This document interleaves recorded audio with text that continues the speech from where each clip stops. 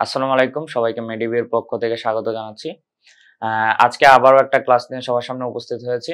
আজকে এই টপিকটা হচ্ছে জৈব রসায়ন নিয়ে। জৈব রসায়ন খুবই গুরুত্বপূর্ণ একটা টপিক। আমরা কিন্তু অন্য একটা ক্লাসে আলোচনা করেছিলাম যে আমাদের কি, কি টপিক নিয়ে, কি, কি বিষয় নিয়ে আমাদের পড়াশোনাটা করতে হবে সাধারণ বিজ্ঞানের। এবং এটার মধ্যে খুবই গুরুত্বপূর্ণ হচ্ছে জৈব রসায়ন। আমাদের যে রসায়নের যে টপিকগুলো আছে, সেই টপিকগুলাকে আমরা অ্যাকচুয়ালি ২ টা ভাগে ভাগ করতে পারি। আমরা পড়াশোনাটা শুরু করার আগে বিষয়টা একটু বুঝে নিই। রসায়ন অ্যাকচুয়ালি আমরা ২ টা ভাগে পড়ি। ঠিক আছে? একটা হচ্ছে অজৈব রসায়ন এবং একটা হচ্ছে জৈব রসায়ন। ওকে। আমরা এতদিন যা পড়ে আসছি রসায়নের বা যে টপিক গুলা ছিল, মোটামুটি বেশিরভাগগুলো অজৈব রসায়ন নিয়ে আলোচনা করা হয়। ঠিক আছে? কিন্তু এই যে একটা টপিক সেটা হচ্ছে জৈব রসায়ন নিয়ে আলোচনা করা হয় এবং এটা খুবই গুরুত্বপূর্ণ কারণ জৈব রসায়নের বিভিন্ন ধরনের প্রশ্ন আছে যেগুলো আমাদের পরীক্ষায় আসে, খুব বেশি আসে। অজৈব রসায়ন থেকে একটু বেশি আসে। সো আমরা আশা করি এই ক্লাসটা খুব মনোযোগ দিয়ে দেখব। তাহলে বেশ কয়েকটা পরীক্ষা কমন পাওয়ার সম্ভাবনাও আছে। তো জৈব রসায়ন পড়ার আগে অবশ্যই আমাদের জৈব রসায়ন বা জৈব যৌগ কি সেটা বুঝতে হবে। জৈব যৌগ কি? জৈব যৌগ বলতে হাইড্রোজেন এবং কার্বন দ্বারা গঠিত হাইড্রোকার্বন বা হাইড্রোকার্বন জাত যৌগ সমূহকে বোঝায়। অর্থাৎ জৈব যৌগের মধ্যে কার্বন এবং হাইড্রোজেন এই ২ টা মৌল থাকা খুবই গুরুত্বপূর্ণ। কার্বন এবং হাইড্রোজেন থাকতে হবে। সেটাকে একসাথে বলে আমরা হাইড্রোকার্বন এবং হাইড্রোকার্বন জাত থাকতে হবে। হাইড্রোকার্বনের জাত। সো এই জাত দ্বারা কি বোঝায়? হাইড্রোকার্বন থেকে আমরা কি পাচ্ছি? ঠিক আছে? এই হাইড্রোকার্বনের পরবর্তীতে কি, কি পাই? সো হাইড্রোকার্বনের সহজভাবে বলতে গেলে হাইড্রোকার্বনের বাচ্চা, ঠিক আছে? যেগুলা নতুনভাবে ক্রিয়েট হয়, নতুনভাবে তৈরি হয় ওই একটা মূল জিনিস থেকে। তাহলে মূল জিনিসটা হচ্ছে আমাদের হাইড্রোকার্বন আর কা হাইড্রোকার্বন জাত মানে হচ্ছে তা থেকে আমরা নতুন কি, কি পাচ্ছি। ঠিক আছে? তাহলে জৈব যৌগ আসলে মনে করি সবাই বুঝতে পারছো তোমরা যে যেখানে হাইড্রোকার্বন থাকবে এবং হাইড্রোকার্বন জাত থাকবে এবং পৃথিবীতে জৈব যৌগের সংখ্যা হচ্ছে প্রায় ৮০ লক্ষ। তোমরা যদি অজৈব যৌগের কথা চিন্তা করো সেখানে ৪ থেকে ৫,০০০ মাত্র অজৈব আহ যৌগ আছে। ঠিক আছে? অজৈব যৌগ হচ্ছে মাত্র ৪ থেকে ৫,০০০। সেই জায়গায় জৈব যৌগের সংখ্যা হচ্ছে ৮০ লক্ষ।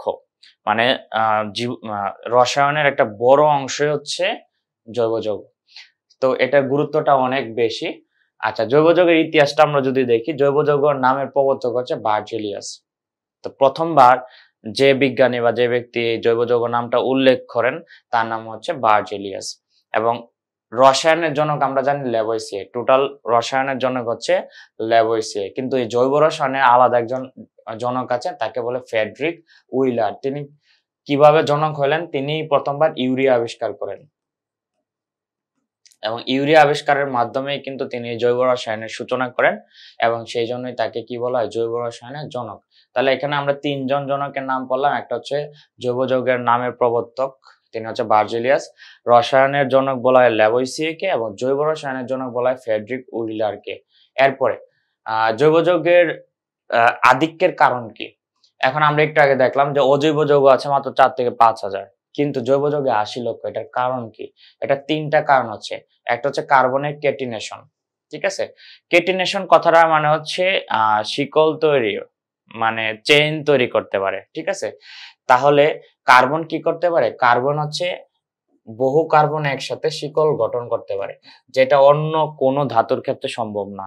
অন্য ধাতুগুলো সর্বোচ্চ ২টা একত্রিত হতে পারে, যেমন অক্সিজেন 2 হইতে পারে, অক্সিজেন অক্সিজেন। নাইট্রোজেন 2 হইতে পারে, নাইট্রোজেন নাইট্রোজেন। কিন্তু এর থেকে বেশি নাইট্রোজেন এড হওয়া কখনোই সম্ভব না, কারণ অন্যগুলার কেটিনেশন ধর্ম নাই। কেটিনেশন ধর্ম শুধুমাত্র কার্বনের আছে, এই কারণে অনেক কার্বন একত্রিত যুক্ত হইতে পারে, একত্রে যুক্ত হইতে পারে। তাহলে কার্বনিক কেটিনেশনটা আশা করি সকলে বুঝতে পারছো। কেটিনেশন মানে হচ্ছে একটা কার্বনের সাথে আরেকটা কার্বন যুক্ত হয়ে শিকল তৈরি করা। ঠিক আছে? তো অনেক কার্বন একত্রিত হওয়ার ধর্মটা সকলের থাকে না, সেটা শুধুমাত্র কার্বনে আছে। এরপরে কার্বনের উচ্চ বন্ধন শক্তি। কার্বন কার্বন যে একত্রিত হয় এটার বন্ধন শক্তি অনেক বেশি। ঠিক আছে? এটা একত্রিত হওয়ার যে বন্ধন শক্তি এটা অনেক বেশি, যেটা অন্যগুলোর মধ্যে থাকে না। একটা অক্সিজেন অক্সিজেনের মধ্যে এত শক্তি থাকে না, যেটা কার্বন কার্বনে থাকে। এই উচ্চ বন্ধন শক্তির কারণে হচ্ছে অনেক বেশি জৈব যৌগ তৈরি হয়। আর এটা হচ্ছে ফুলারেন্স। ফ্লোরেন্স মানে হচ্ছে রূপভেদ, রূপভেদ, ঠিক আছে। এদের অনেকগুলা রূপ থাকে, কার্বনের অনেক ধরনের রূপ থাকে। কার্বনের প্রধান দুইটা রূপ হচ্ছে একটা হচ্ছে হীরা, এটার নামটা এখন ভুলে গেছি, যাই হোক। তো এটার হচ্ছে ফুলারেন্স মানে হচ্ছে কার্বনের অনেক ধরনের রূপভেদ থাকে, ঠিক আছে। তো এক কি করে বিভিন্ন ধরনের যৌগ তৈরি করে এবং এক একটার বৈশিষ্ট্য এক এক রকম হয়, কোনোটা কঠিন হয়, কোনোটা তরল হয়, ঠিক আছে। এটাকে আমরা বলতেছি ফুলারেন্স। আচ্ছা, এরপরের টপিকে আমরা যাই। জৈব যৌগে কোন মৌলটি অবশ্যই থাকবে? তো এটা আমরা আগে জেনে আসছি যে হাইড্রোকার্বন, যেহেতু কার্বন অবশ্যই থাকবে, কার্বন অবশ্যই থাকবে। জৈব যৌগে কোন বিষয়টা সবচেয়ে বেশি, কোন মৌলটা সবচেয়ে বেশি থাকে? কার্বন। জৈব যৌগে কার্বন ছাড়া আর কি কি মৌল থাকতে পারে? তো আমরা পড়েছি যে আগের স্লাইডে আমরা পড়েছি যে হাইড্রোকার্বনের জাত থাকে, জাত। তো এই জাতর মধ্যে কি কি থাকে? কার্বন এবং হাইড্রোজেন ছাড়া অন্যান্য মৌলগুলা থাকে। সেই মৌলগুলোর মধ্যে কি থাকে? হাইড্রোজেন থাকে, অক্সিজেন থাকে, নাইট্রোজেন, হ্যালোজেন, তারপর হচ্ছে সালফার এবং ফসফরাস। এখন এগুলার নামগুলো আমি একটু লিখে দিচ্ছি, রাসায়নিক ভাষায় লিখে দিচ্ছি, তার কারণ হচ্ছে অনেকে হয়তো বুঝতে পারবে না। যেমন হাইড্রোজেনকে আমরা এইচ দ্বারা লিখি, হাইড্রোজেনকে লিখি আমরা এইচ দ্বারা, অক্সিজেনকে লিখি ও দ্বারা, নাইট্রোজেনকে এন দ্বারা। হ্যালোজেন মানে হচ্ছে এখানে বেশ কয়েকটা আছে, ক্লোরিন, ফ্লোরিন, ব্রোমিন, আয়োডিন, এগুলো আছে। এই সবগুলোকে একসাথে বলা হচ্ছে হ্যালোজেন। এরপরে সালফার আছে, সালফারকে এস দ্বারা প্রকাশ করি এবং ফসফরাসকে পি দ্বারা প্রকাশ করি। আসলে আমাদের পরীক্ষায় হাইড্রোজেন নামটা না থাকতে পারে, এইচ দেওয়া থাকবে, অক্সিজেন দেওয়া না থাকতে পারে, ও থাকবে, সেই কারণে এগুলা দিয়ে দিলাম, এগুলা সহই পড়তে হবে। তো হাইড্রোকার্বন বা হচ্ছে জৈব যৌগের মধ্যে যেরকম হাইড্রোজেন কার্বন থাকে, তার সাথে সাথে অনেক সময় হাইড্রোজেন, অক্সিজেন, নাইট্রোজেন, তারপরে কি ফসফরাস, সালফার, এই জিনিসগুলো থাকতে পারে। এবং এই জিনিসগুলো যদি থাকে তখন এগুলাকে বলি আমরা হাইড্রোকার্বন জাত। ওকে, এরপরে কোন জৈব যৌগের সম্পূর্ণ দহনে কোন গ্যাস তৈরি হয়? ঠিক আছে, আমরা যদি একটা জৈব যৌগ নিই, যেমন CH4, ওকে, মিথেন গ্যাস, মিথেন গ্যাস, সেটা যদি তুমি সম্পূর্ণভাবে পোড়াও, দহন মানে হচ্ছে পুরানো, সম্পূর্ণভাবে পোড়াও, তাহলে কোন গ্যাস তৈরি হয়? তখন তৈরি হয় হচ্ছে কার্বন ডাই অক্সাইড, তখন তৈরি হয় হচ্ছে carbon die oxide. Carbon die অক্সাইডকে আমরা কিভাবে লিখি? কার্বন ডাই অক্সাইডকে লিখি CO2, CO2 carbon die oxide লিখি। এবং কার্বন ডাই অক্সাইডের একটা নাম আছে, কার্বন ডাই অক্সাইডকে বলা হয় হচ্ছে দূষিত গ্যাস, কার্বন ডাই অক্সাইডকে বলা হয় দূষিত গ্যাস। এটা পরীক্ষা আসার মতো, কিন্তু কার্বন ডাই অক্সাইডকে বলে আমরা দূষিত গ্যাস। তাহলে কোনো কিছু যদি তুমি সম্পূর্ণভাবে পোড়াও, তাহলে কি তৈরি হয়? তাহলে তৈরি হয় হচ্ছে কার্বন ডাই অক্সাইড। এবং কার্বন ডাই অক্সাইড সংকেত কি? CO2, CO2। এবং এটা একটা দূষিত গ্যাস, কার্বন ডাই অক্সাইড একটি দূষিত গ্যাস, সবাই মনে রাখবা। এরপরে কিন্তু কোনো জিনিস যদি আংশিকভাবে তুমি পোড়াও, সম্পূর্ণ হইল না, আংশিকভাবে পোড়ালা, তাহলে কোন গ্যাস তৈরি হবে? সেটাকে বলি আমরা কার্বন মনোঅক্সাইড, ঠিক আছে। কার্বন মনোঅক্সাইড, যেমন আমরা যখন কাঠ পোড়াই, কাঠ কিন্তু প্রথমে সম্পূর্ণভাবে পুড়ে না, আংশিকভাবে পুড়ে, তখন এক ধরনের ধোঁয়া বের হয়, যে ধোঁয়াটা কিন্তু আমাদের জন্য অনেক ক্ষতিকর। তো এই আংশিকভাবে কোনো কিছু পোড়ালে সেখান থেকে আমরা কি পাই? Carbon monoxide. কার্বন মনোঅক্সাইডের সংকেত হচ্ছে CO, শুধু CO, কার্বন মনোঅক্সাইড। এবং এটাকে কিন্তু বলা হয় বিষাক্ত গ্যাস, বিষাক্ত গ্যাস। তো কার্বন ডাই অক্সাইডের ক্ষেত্রে আমরা জেনেছি যে কার্বন ডাই অক্সাইডকে বলা হয় হচ্ছে দূষিত গ্যাস, কিন্তু কার্বন মনোঅক্সাইডকে কিন্তু বলা হয় বিষাক্ত গ্যাস। মনে রাখবে, এই কার্বন মনোঅক্সাইড যদি আমাদের শ্বাসনালীতে ঢুকে যায়, তখন কিন্তু আমাদের মৃত্যু হতে পারে, আমরা বেশিক্ষণ কার্বন মনোঅক্সাইডে বেঁচে থাকতে পারি না, ঠিক আছে। সো কার্বন ডাই অক্সাইডকে এই জন্য বলা হয় বিষাক্ত গ্যাস। এরপরে কার্যকরী মূলক কাকে বলে? জৈব যৌগের মধ্যে বিভিন্ন প্রকারভেদ আছে, যৌগ যৌগের বিভিন্ন বৈশিষ্ট্য আছে, ঠিক আছে। সো এই প্রকারভেদ বলো, বৈশিষ্ট্য বলো, এই জিনিসগুলো ক্রিয়েট হয় কি জন্য? তার কার্যকরী মূলকের জন্য। এক এক ধরনের জৈব যৌগের এক এক ধরনের কার্যকরী মূলক থাকে। যেমন আমি যদি বলি যে CH3COOH, এই যে COOH, এটা হচ্ছে অ্যাসিডের কার্যকরী মূলক। এখন অ্যাসিড কেমন তা আমরা জানি, যে তোমার ক্ষারের সাথে বিক্রিয়া করে লবণ পানি তৈরি করে, ঠিক আছে। তো অ্যাসিডের পিএইচ মানে একরকম আসে, অ্যাসিডের অনেক ধরনের কাজ আছে। তো অ্যাসিড কখন হবে? যার শেষে COOH আছে, ঠিক আছে?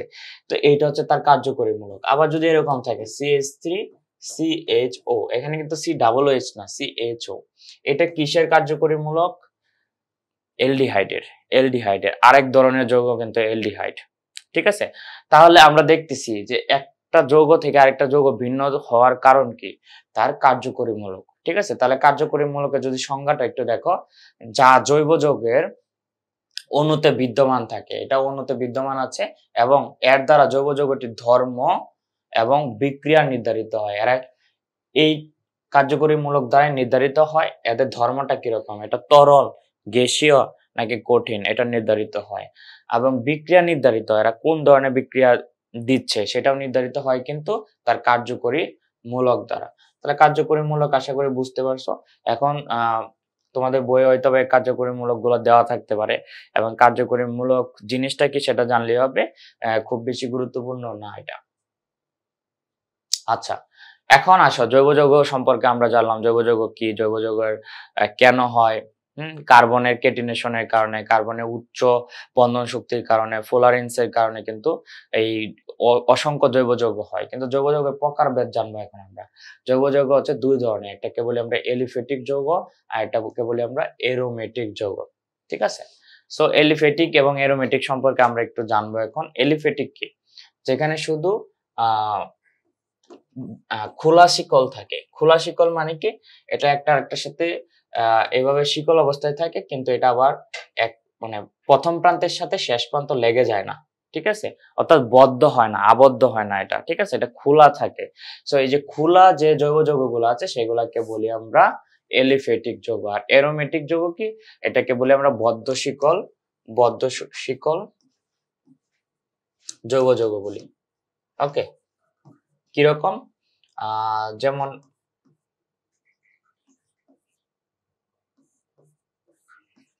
এরকম। সো এখানে দেখি, এখানে কিন্তু কার্বন গুলো এটার মতো কিন্তু খোলা না, এটা আবার কি হয়েছে? আবদ্ধ হয়ে গেছে, একটা আরেকটার সাথে আবদ্ধ হয়ে গেছে। তো আবদ্ধ জৈব যৌগগুলোকে, বদ্ধ শিকল জৈব যৌগগুলোকে বলি আমরা অ্যারোমেটিক যৌগ। আর এলিফ্যাটিক যৌগ কোনগুলো? যেগুলো হচ্ছে খোলা থাকে, মুক্ত অবস্থায় থাকে, ঠিক আছে? এবং আমরা বিভিন্ন সুগন্ধি দ্রব্য ইউজ করি যেগুলা থেকে অনেক সুন্দর গন্ধ বের হয়, ঠিক আছে? ওইগুলাকে বলি আমরা অ্যারোমেটিক যৌগ। এরোমা, অনেকে বলে থাকে এরোমা, ঠিক আছে? সেটা পাউডার হতে পারে, সেটা সাবান হতে পারে, সেটা বিভিন্ন ধরনের আমাদের যে মেয়েরা ব্যবহার করে অনেক, কি বলে এটাকে, সাজগোজের জিনিসপত্র, সেগুলোর মধ্যে কিন্তু এরোমেটিক যৌগগুলা থাকে, যার কারণে কিন্তু ওইটাতে এক ধরনের সুগন্ধ পাওয়া যায়। এখন আমরা এলিফ্যাটিক যৌগ, বিভিন্ন এলিফ্যাটিক যৌগ নিয়ে আলোচনা করব। এলিফ্যাটিক যৌগের যে প্রথম ধরনের যৌগটা আছে, একদম বেসিক যৌগ আছে, সেটাকে বলি আমরা অ্যালকেন, সেটাকে বলি আমরা অ্যালকেন। তাহলে অ্যালকেন জিনিসটা কি? হাইড্রোজেন এবং কার্বন পরমাণু দ্বারা গঠিত একক বন্ধনে আবদ্ধ যৌগকে বলা হয় অ্যালকেন। তো অ্যালকেন যদি তোমার পরীক্ষায় আসে তাহলে অবশ্যই এখানে মনে রাখতে হবে অ্যালকেনে বন্ধন থাকে একটা, একক বন্ধন থাকে, অ্যালকেনে বন্ধন থাকে একক বন্ধন, ঠিক আছে? কিরকম? যেমন আমরা যদি এখানে উদাহরণ দেওয়া আছে কিন্তু একটা মিথেন, ঠিক আছে? মিথেন কিন্তু one kind of alkane. So আমরা যদি মিথেন নিয়ে আলোচনা করি, মিথেনের সংকেত কি? CH4। এখন এখান থেকে আমরা কিভাবে বুঝবো যে এটা একক বন্ধনে আছে? আমরা যদি এখানে হাইড্রোজেন গুলোকে ভাগ করে দেই, মিথেনের কিন্তু 4টা হাইড্রোজেন আছে। সো কার্বনের চারদিকে 4টা হাইড্রোজেন থাকবে। ওকে, সো চারদিকে 4টা হাইড্রোজেন আছে। এখন দেখো, এই কার্বনের সাথে হাইড্রোজেন কিন্তু একটা হাত দ্বারা আছে। এইখানে কার্বনের সাথে হাইড্রোজেন একটা হাত, এখানে একটা হাত, এখানেও একটা হাত। এখানে বন্ধনকে আমি হাত দ্বারা বোঝাচ্ছি। তাহলে দেখো এই প্রত্যেকটার মধ্যে কিন্তু একক বন্ধন আছে। তো অ্যালকেন কাকে বলে? যেখানে একক বন্ধন থাকে, ঠিক আছে? উদাহরণ কি? মিথেন হইতে পারে, ইথেন হইতে পারে, প্রোপেন হইতে পারে, ঠিক আছে? C2H6 হইতে পারে, ঠিক আছে? অনেকগুলো উদাহরণ আছে। তার মানে অ্যালকেনের ক্ষেত্রে আমাদের একটা জিনিস মনে রাখলে হবে, সেটা হচ্ছে একক বন্ধন। এখন অ্যালকেনের মধ্যে সবচেয়ে প্রথম যে জিনিসটাই আসে অ্যালকেনের মধ্যে, সেটা হচ্ছে মিথেন। তো মিথেন নিয়ে আমরা একটু আলোচনা করি। মিথেনের সংকেত কি? CH4। এটা যাতে সবার মুখস্থ থাকে, মিথেনের সংকেত কি? CH4। এটার উৎপত্তি কোথায়? মিথেন কোথা থেকে উৎপত্তি হয়? বদ্ধ জলাভূমিতে গাছপালা পচনের ফলে মিথেন উৎপন্ন হয়।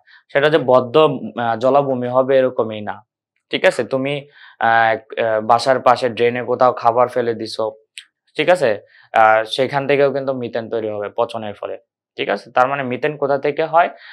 যেকোনো জৈব দ্রব্যাদি, সেটা হইতে পারে বাসাবাড়ির যে বর্জ্য পদার্থ আছে, তারপরে রান্নাবান্নার যে আ বর্জ্য পদার্থ হয়, ঠিক আছে? এই সবকিছু থেকেই পচনের ফলে কি তৈরি হয়? মিথেন গ্যাস তৈরি হয়। কিন্তু এটা সুন্দর করে বলতে গেলে যে বদ্ধ জলাভূমি আছে, বদ্ধ কোনো ডুবা বা পুকুর, সেখানে গাছপালার পচনের ফলে প্রধানত মিথেনটা তৈরি হয়। মিথেনের অপর নামও কি? মার্শ গ্যাস বলা হয়। তো মিথেন তো ওয়ান কাইন্ড অফ গ্যাস, এক ধরনের গ্যাসীয় পদার্থ। তো যখন এটাকে আমরা গ্যাস হিসেবে বলতেছি, নট আ কোনো একটা জৈব যৌগ বলতেছি না। জৈব যৌগ বললে তখন আমরা এটাকে মিথেনই বলবো। কিন্তু যখন এটাকে গ্যাস বলতেছি, তখন এটার নাম হয়ে যাচ্ছে মার্স গ্যাস। তাহলে মিথেনের অপর নাম কি? Mars gas. আলেয়া কি? ঠিক আছে? অনেক সময় হয় কি, অনেক ডুবাতে, রাতের বেলা অনেক ডুবাতে প্রচন্ড পরিমাণে হচ্ছে কি মিথেন গ্যাস তৈরি হয়ে যায় এবং বাতাসের সাথে সংঘর্ষের ফলে সেখানে মানে কি ক্ষুদ্র, ক্ষুদ্র আলু মানে আগুন জ্বলে। ছোট, ছোট করে আগুন জ্বলে আরকি, হ্যাঁ? তো এই আগুন জ্বলার ফলে কি হয়? সেখানে হচ্ছে আলো জ্বলতে দেখা যায়। এটা কিন্তু ছোটখাটো কোনো জায়গা হয় না। আম অনেক বড় নদী-নালা বা হাওর বা এরকম জায়গায় কচুরিপানা বা ময়লা আবর্জনা একসাথে যদি জমে থাকে, সেখানে প্রচন্ড পরিমাণ মিথেন গ্যাস হয় এবং আ মিথেন গ্যাস হওয়ার ফলে সেখানে বাতাসের সংঘর্ষে আগুন জ্বলে যায়। এবং সেটাকে মনে হয় যে কি এক ধরনের আলো জ্বলতেছে। নদীর মাঝখানে রাতের বেলা আগুন জ্বলতেছে। এবং এই জিনিসটাকে বলা হচ্ছে আলেয়া। ওকে। এরপরে ১ম বিশ্বযুদ্ধে কোন গ্যাস ব্যবহার করা হয়? এই ১ম বিশ্বযুদ্ধে এক ধরনের আ তোমার জৈব গ্যাস ব্যবহার করা হয়েছিল, সেটাকে বলে মাস্টার্ড গ্যাস। এবং এটা অবশ্যই কিন্তু ভালো ছিল না। ভালো গ্যাস কি আর যুদ্ধে ব্যবহার করবে কেউ? তো মাস্টার্ড গ্যাস জিনিসটা কি? এটা এক ধরনের বিষাক্ত গ্যাস। এর আগে আমরা একটা বিষাক্ত গ্যাসের নাম পড়েছিলাম, সেটা হচ্ছে কার্বন মনোক্সাইড। ঠিক আছে? তো এটি কি? এটি ইথিলিন থেকে তৈরি করা হয়। ঠিক আছে? ইথিলিন থেকে তৈরি করা একটা গ্যাসের নাম হচ্ছে মাস্টার্ড গ্যাস এবং এই গ্যাসটা কি কাজে লাগে? আ এটা বিষাক্ত গ্যাস। এটা তুমি যেকোনো অস্ত্র তৈরির কাজেও, গ্যাসীয় অস্ত্র তৈরির কাজে হচ্ছে এটা ব্যবহার করা যাইতে পারে। আচ্ছা, আমরা মিথেন পড়লাম। মিথেন থেকে আরেক ধরনের জৈব যৌগ তৈরি হয়। সেটাকে বলি আমরা ক্লোরোফর্ম। এটা আমরা সবাই এটার নাম শুনছি। ক্লোরোফর্মের নাম কি কাজে ব্যবহার করে। ঠিক আছে? আ বিশেষ করে এটা আমরা জানি কি চেতনানাশক হিসেবে ব্যবহার করে, যে নাকের মধ্যে ধরলেই হচ্ছে কেউ কারো চেতনা থাকে না। আসলে বিষয়টা এরকম না। ক্লোরোফর্ম দ্বারা যদি কাউকে হচ্ছে আ চেতনাহীন করতে হয়, কমপক্ষে ২ থেকে ৩ মিনিট ধরে রাখতে হয়। নাকের কাছে লাগালেই কেউ বেহুশ হয়ে যায় না। ঠিক আছে? সো এই ক্লোরোফর্মের সংকেতটা কি? ক্লোরোফর্মের সংকেত হচ্ছে CaCl3। এই কয়েকটা সংকেত আমাদের একদম মুখস্থ রাখতে হবে। এবং এটার রাসায়নিক নাম কি? ট্রাইক্লোরোমিথেন। এখানে ক্লোরিন আছে ৩ টা কিন্তু। তাই কি নাম আছে? ট্রাইক্লোরোমিথেন। ক্লোরোফর্মকে বাদামি বর্ণের বোতলে রাখা হয় কেন? কখনো যদি কেমিস্ট্রি ল্যাবে গিয়ে থাকো হাই স্কুলে বা এরকম, যারা সায়েন্সের ছিলা, যারা আর্টস কমার্সে অবশ্যই এটা না দেখারই কথা। দেখবা যে ওইটাকে বাদামি বর্ণের গ্লাসের ভিতরে রাখা হয়। এটার কারণ কি? কারণ হচ্ছে অক্সিজেনের সাথে জারিত হয়ে ফসজিন বিষাক্ত গ্যাস তৈরি করে ফেলে। ঠিক আছে? তো নরমালি যদি নরমাল বোতলের ভিতর যদি এটাকে রাখা হয়, তাহলে ওটার ভিতর অক্সিজেন ঢুকে এবং অক্সিজেন ঢোকার ফলে কি হয়? সেই ক্লোরোফর্মের সাথে বিক্রিয়া করে ফেলে অক্সিজেন। এবং কি তৈরি করে? ফসজিন নামক একটা বিষাক্ত গ্যাস। তখন তুমি ল্যাবে ঢুকে তো তুমি মারাও পড়তে পারো, মারা যেতে পারো। ঠিক আছে? যেহেতু এটা বিষাক্ত গ্যাস। তো এইজন্য আমাদের খেয়াল রাখতে হবে যে ক্লোরোফর্মকে অবশ্যই কোন বর্ণের বোতলে রাখা হয়? বাদামি বর্ণের বোতলে রাখা হয়। প্রশ্নটা এভাবে আসতে পারে যে ক্লোরোফর্ম নিচের কোন কালারের বা কোন বর্ণের বোতলের ভিতর রাখা হয়? বাদামি, নীল এরকম। ঠিক আছে? তখন তোমরা আনসার করবা হচ্ছে বাদামি। কেন রাখা হয়? কারণ ওইখানে ফসজিন নামক বিষাক্ত গ্যাস তৈরি হয়ে যায়। এরপরে ক্লোরোফর্ম কি কাজে ব্যবহৃত হয়? চেতনানাশক হিসেবে। এটা আমরা সবাই জানি। এরপরে কাঁদুনে গ্যাস বা টিয়ার গ্যাস এর রাসায়নিক নাম কি? ঠিক আছে? তো আমরা জানি যখন মিছিল মিটিং হয়, আমাদের দেশে তো আগে অনেক বেশি হতো, এখনো হয় অনেক সময় মিছিল বা অনেক মানুষ একসাথে জড়ো হয়ে গেলে তখন সে মানুষদেরকে ছত্রভঙ্গ করার জন্য, মানুষদেরকে ছড়ানোর জন্য পুলিশ কি করে? এক ধরনের গ্যাস ছড়ায় দেয় তাদের উপর। অনেকটা লিকুইড টাইপেরই থাকে গ্যাসটা। সেটাকে আমরা বলি কাঁদুনে গ্যাস বা টিয়ার গ্যাস। ঠিক আছে? সো টিয়ার গ্যাসের সংকেত কি CL3CnO3, কিন্তু এটা আমাদের জানতে হবে না, আমি এটা কিন্তু পড়তে বলছি, বাট এটা কিন্তু বলতেছি না, এটা পড়া লাগবে, বাট এটার রাসায়নিক নাম কি সেটা আমাদের জানতে হবে। তো কাঁদুনি গ্যাস বা টিয়ার গ্যাসের রাসায়নিক নাম হচ্ছে ক্লোরোপিক্রিন। কাঁদুনি গ্যাসের রাসায়নিক নাম কি? ক্লোরোপিক্রিন, এটা আমাদের জানতে হবে। এরপরে এই কাঁদুনি গ্যাস বা টিয়ার গ্যাস কিভাবে তৈরি করা হয়? এটা কিন্তু ক্লোরোফর্ম থেকে তৈরি করা হয়। তোমরা ভাবতেছো যে হঠাৎ করে ক্লোরোফর্মের ভিতরে আমি কেন কাঁদুনি গ্যাস ঢুকাই দিলাম। অ্যাকচুয়ালি এটা কি দিয়ে তৈরি করা হয়? ক্লোরোফর্ম দিয়ে তৈরি করা হয়। ক্লোরোফর্মের সাথে গাঢ় নাইট্রিক অ্যাসিডের বিক্রিয়ার ফলে এক ধরনের গ্যাস তৈরি হয়, সেটাকে বলে আমরা কাঁদুনি গ্যাস বা টিয়ার গ্যাস। আমরা পরের স্লাইডে চলে যাই। ওকে, তো আমরা এখন পর্যন্ত কিন্তু কি পড়তেছি? অ্যালকেনই পড়তেছি, ঠিক আছে। প্রথম যেটা ছিল সেটার নাম কি ছিল? অ্যালকেন, যেখানে একক বন্ধন থাকে। এখন এই অ্যালকেনের আমরা যে তেল পাই মাটির নিচ থেকে, বিভিন্ন দেশে যে কোর তেল থাকে, সেই কোর তেলটাও কিন্তু ওয়ান কাইন্ড অফ অ্যালকেন। সেখানে কি একটা শিকলেই থাকে কার্বনের, কিন্তু ওই কোর তেল কিন্তু আমরা সরাসরি কোথাও ব্যবহার করতে পারি না, সেটা গাড়িতেও ব্যবহার করতে পারি না, সেটা অন্যান্য কাজেও ব্যবহার করতে পারি না। তখন এটাকে কি করা হয়? একটা যন্ত্রেতে দেওয়া হয়, যে যন্ত্রটা কি কাজ করে? আংশিক পাতনের কাজ করে। যন্ত্রটার কাজই হচ্ছে আংশিক পাতনের কাজ করা। সো আংশিক পাতনের ফলে কি হয়? ওই কোর তেলটাকে, মাটির নিচের অবিশুদ্ধ তেলটাকে তুলে তাপ দেওয়া হয়, এবং তাপ দেওয়ার ফলে ওই তেলের মধ্যে কয়েকটা লেয়ার তৈরি হয়ে যায়, বেশ কয়েকটা লেয়ার তৈরি হয়ে যায়। এখন এই লেয়ার গুলোর মধ্যে কি কি থাকে? যেমন যে অ্যালকেন গুলার কার্বন সংখ্যা হচ্ছে 1 থেকে 4, মানে এই অ্যালকেনটার মধ্যে কার্বন আছে 1টা থেকে 4টা। তো সেখানে সেই অংশটাকে আমরা কি বলি? প্রাকৃতিক গ্যাস বলি। সেই অংশটাকে কি বলি? প্রাকৃতিক গ্যাস। আমাদের বাসাবাড়িতে যে গ্যাসটা আছে, সেই গ্যাসটা কিন্তু এই প্রাকৃতিক গ্যাস, ঠিক আছে। তো এই প্রাকৃতিক গ্যাসটা আমরা কোথায় পাই? ওই যে কোর তেল আছে, কোর তেলের কার্বন সংখ্যা 1 থেকে 4 পর্যন্ত, ওইটা থেকে আমরা পাই প্রাকৃতিক গ্যাস। এবং এটা কি কাজে লাগে? বাসাবাড়ির জ্বালানি এবং পেট্রোকেমিক্যালস, ঠিক আছে। পেট্রোকেমিক্যালস খুবই গুরুত্বপূর্ণ। আমাদের অনেক ধরনের বডি লোশন বলো, বা আমরা বডিতে যে সকল জিনিস ব্যবহার করি, সেটা কিন্তু ওয়ান কাইন্ড অফ পেট্রোকেমিক্যালস। সেটাই পেট্রোল থেকেই নেওয়া হয়, বা কোর তেল থেকে বের করা হয়। সেকেন্ড হচ্ছে কার্বন সংখ্যা 5 থেকে 10, সেখানে কি থাকে? পেট্রোল বা গ্যাসোলিন। এই অংশটার নাম হচ্ছে পেট্রোল বা গ্যাসোলিন, এবং এটা কি কাজে লাগে? গাড়ির জ্বালানি হিসেবে কাজে লাগে, এবং বিমানের জ্বালানি হিসেবেও কাজে লাগে। তবে বিমানের প্রধান জ্বালানি হচ্ছে কেরোসিন, এটা আমরা পরবর্তীতে জানবো। কিন্তু বিমানের জ্বালানি হিসেবেও এই পেট্রোল বা গ্যাসোলিন ব্যবহার করা হয়, এবং গাড়ির জ্বালানি হিসেবেও ব্যবহার করা হয়ে থাকে। এরপরে কার্বন সংখ্যা যেখানে 8 থেকে 12, সেটার নাম হচ্ছে ন্যাপথা। সেটাকে আমরা বলে থাকি ন্যাপথা। ন্যাপথা কি কাজে লাগে? দ্রাবক হিসেবে।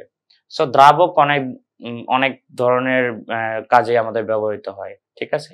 যেমন গাড়ি পরিষ্কার বা বিভিন্ন যন্ত্রপাতি পরিষ্কার, সেখানে আমরা বিভিন্ন ধরনের দ্রাবক ব্যবহার করে থাকি, যাতে ওই টাইপের ময়লাটা বেরিয়ে যায়। সকল ময়লা হচ্ছে সকল কিছুতে বেরোয় না, ঠিক আছে। কিছু আছে আমাদের কেরোসিন ব্যবহার করতে হয়, কিছু জায়গায় অন্যান্য যে লিকুইড আছে, লুব্রিক্যান্ট আছে, এই অনেক কিছু ব্যবহার করতে হয়। সো এই ন্যাপথা জিনিসটা হচ্ছে এক ধরনের দ্রাবক, যে দ্রাবকটা দিয়ে আমরা অনেক জিনিস, যন্ত্রপাতিতে পরিষ্কারক বা গ্লাস পরিষ্কারক, এরকম বিভিন্ন কাজে ব্যবহার করে থাকি। এরপর হচ্ছে কার্বন সংখ্যা 10 থেকে 16, এটাকে আমরা বলি কেরোসিন। সো এটা প্রধান কাজ হচ্ছে জেট ইঞ্জিনে কাজ করা। জেট ইঞ্জিন মানে বিমানের যে ইঞ্জিন, বিমানের ইঞ্জিন কখনোই কেরোসিন ছাড়া চলতে পারে না। সো কেরোসিন কি কাজে লাগে? জেট ইঞ্জিনের ফুয়েল হিসেবে কাজে লাগে। এছাড়া কি হিটার, হ্যাঁ, যারা হিটার চালায়, অনেকেই রান্না বান্নার কাজে কি করে? হিটার ব্যবহার করে। সো এই হিটারের মধ্যে কি দেওয়া থাকে? কেরোসিন থাকে। এবং টারবাইন ঘোরাতেও কি লাগে? কেরোসিন লাগে। টারবাইনের বিভিন্ন ধরনের কাজ আছে। এক তো হচ্ছে জাহাজগুলা যে চলে, জাহাজে কিন্তু এক ধরনের টারবাইন থাকে, এবং বায়ুকল যেগুলো আছে, বাতাস থেকে বিদ্যুৎ তৈরি করা হয়, সেখানেও কিন্তু টারবাইন আছে। জলবিদ্যুৎ কেন্দ্রেও টারবাইন ব্যবহার করা হয়। টারবাইন মানে একটা বড় পাখা যেটা ঘুরে, এবং এটা থেকে আমরা বিদ্যুৎ বা শক্তি পাই। এরপরে C14 থেকে C20 যেগুলো আছে কার্বন সংখ্যা, সেটাকে বলে আমরা ডিজেল। সো ডিজেল আমাদের কি কাজে লাগে? আমাদের দেশে যে রেলগাড়ি চলে, হ্যাঁ, ট্রেন চলে, তার প্রধান জ্বালানি হচ্ছে ডিজেল। ঠিক আছে, আমাদের ইঞ্জিনগুলো তৈরি করা হয়েছে ডিজেল দিয়ে, এবং কিছু গাড়িও আছে যেগুলো ডিজেলে চলে। এরপর C20 থেকে C25 হচ্ছে লুব্রিক্যান্ট তেল। লুব্রিক্যান্ট কথার মানে হচ্ছে পিচ্ছিলকারক। তাহলে আমাদের অনেক যে যন্ত্রগুলো আছে, যন্ত্রপাতি, এগুলাকে অনেক সময় পিচ্ছিল করতে হয়। যারা সাইকেল চালাইছো তারা জানো, সাইকেলে বা হুন্ডায় অনেক সময় আমরা কি করি, যাতে মানে কি জ্যাম না হয়ে যায় সেজন্য আমরা কিছু লুব্রিক্যান্ট ইউজ করি বা পিচ্ছিলকারক ইউজ করি। সো এটা লুব্রিকেশনে ব্যবহার করে। এবং পেট্রোলিয়াম জেল কেন এত পিচ্ছিল হয়, সেটার কারণ কি, সেখানে লুব্রিক্যান্ট তেল ব্যবহার করা হয়ে থাকে। এরপরে কার্বন সংখ্যা যদি 30 এর বেশি হয় সেটাকে আমরা বলি বিটুমিন। এটা রাস্তা এবং ছাদের কাজে লাগে। রাস্তার উপরে যে আমরা পিচ ঢালাই দেই, সেই পিচ ঢালাইটা কিন্তু এটাও কিন্তু কার্বন, মানে অ্যালকেন থেকে পাওয়া যায়। অ্যালকেন কততে, যেটার কার্বন সংখ্যা 30 এর উপরে, সেখান থেকে কিন্তু আমরা এই বিটুমিন পাই, এবং এটা রাস্তার ঢালাই কিংবা ছাদের ঢালাইয়ের কাজে ব্যবহার করা হয়ে থাকে। এরপরে এখন আমরা দেখব হচ্ছে অ্যালকিন কি। আমরা এতক্ষণ দেখলাম অ্যালকেন, যেটার মধ্যে বন্ধন সংখ্যা ছিল 1। এখন দেখবো আমরা অ্যালকিন, যেখানে বন্ধন সংখ্যা থাকবে 2। যেমন আমরা যদি একটা অ্যালকিন দেখি CH2 ডবল বন্ড CH2, অর্থাৎ এখানে কি থাকবে, কার্বন কার্বন দ্বিবন্ধন থাকবে। এই যে হাইড্রোজেন কার্বন পরমাণু দ্বারা গঠিত দ্বিবন্ধনে আবদ্ধ যৌগকে বলা হচ্ছে অ্যালকিন। তার মানে অ্যালকিনের প্রধান বৈশিষ্ট্য হচ্ছে এখানে বন্ধন থাকবে 2টা। আচ্ছা, এখন আমরা তো অ্যালকেনে এত ডিটেলস কিছু পড়ার দরকার নেই, তবে এটার ব্যবহারিক দিকগুলা, বিভিন্ন যৌগ, এগুলো আমাদের জানতে হবে। তো এখানে যেটা আমি যে যৌগটা লিখেছিলাম সেটার নাম হচ্ছে ইথিলিন। ঠিক আছে, ইথিলিনের সংকেত কি, CH2 ডবল বন্ড CH2, সবাই মনে রাখবা। এবং এটা প্রধান কাজ কি, এর প্রধান কাজ হচ্ছে ফল পাকাতে সাহায্য করা। ঠিক আছে, তো ফল অনেক সময় দেখা যায় কি, কিছু ফল আছে যেগুলোকে কাঁচায় নিয়ে আসা হয়, ঠিক আছে, যাতে পাকা নিয়ে আসলে তো বেশি দিন রাখা যাবে না। তো এটাকে আমরা কিভাবে পাকাইতে পারি, ইথিলিন ব্যবহার করে। আবার অনেক ফল আছে আমরা মৌসুমের আগে কৃষকরা বা ব্যবসায়ীরা আগে আনতে চায়, তো সেটা কিভাবে পাকায়, এই ইথিলিন ব্যবহার করে। এরপরে পলিথিন তৈরির প্রধান কাঁচামালই হচ্ছে ইথিলিন। পলিথিন কি, ইথিলিনের পলিমারকে বলা হচ্ছে পলিথিন। এরপরে তো আমরা অ্যালকিন থেকে 2টা জিনিস পড়লে হবে, ইথিলিন এবং পলিথিনের বিষয়টা। এরপর আমরা আসি অ্যালকাইন। অ্যালকাইন কি, যেখানে 3টা বন্ড থাকে, 3টা বন্ধন থাকবে, ত্রিবন্ধন থাকবে, সেটাকে বলি আমরা হচ্ছে অ্যালকাইন। সো আমরা যদি একটা অ্যালকাইনের নাম বলি CH ট্রিপল বন্ড CH, ওকে, এটাকে আমরা অ্যাসিটিলিনও বলি। এটাকে আমরা কি বলি, অ্যাসিটিলিন কি কাজে লাগে সেটা আমরা পরে দেখতেছি। এটি অ্যাসিটিলিনের সংকেত কি, C2H2 বা CH ডবল বন্ড CH। ঠিক আছে, 2টা একই জিনিস। আচ্ছা, এটা কি কাজে লাগে, লোহার সাথে লোহা যে আমরা ঝালাই দেই, ঝালাইয়ের কাজে হচ্ছে আমাদের অ্যাসিটিলিন ব্যবহার করা হয়ে থাকে। ঠিক আছে, এরপরে বেনজিন উৎপাদক হিসেবে হচ্ছে অ্যাসিটিলিন ব্যবহার করা হয়। বেনজিন কি, অ্যাসিটিলিনের পলিমার হচ্ছে বেনজিন। বেনজিন সম্পর্কে আমরা পরবর্তীতে জানবো। আমরা পরের স্লাইডে চলে যাই।